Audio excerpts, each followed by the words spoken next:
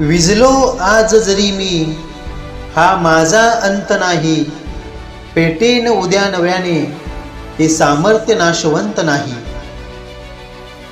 छाटले जरी पंख माझे, पुन्हा उडेन मी.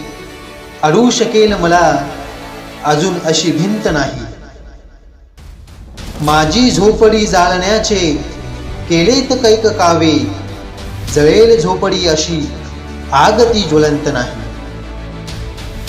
रोखण्यास वाट माझी, वादळे होतील आतुर. डोळ्यांत जरी गेली धूळ, थांबण्यास उसंत नाही. येतील वादळे, खेटेल तुफान, तरी वाट चालतो. अडथळ्यांना भिवून अडखळणे, पावलांना माझ्या पसंत नाही. तर मित्रांनो, ही कविता होती कविवर्य सुरेश भट यांची प्रेरणादायी कविता विझलो आज जरी मी.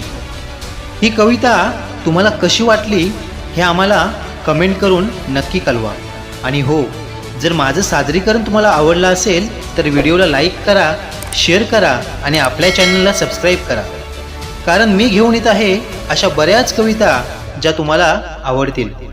तेव्हा मी ज्ञानेश्वर कलंबे आपली रजा घेतो. पुन्हा भेटू एका नवीन व्हिडिओसोबत लवकरच. धन्यवाद.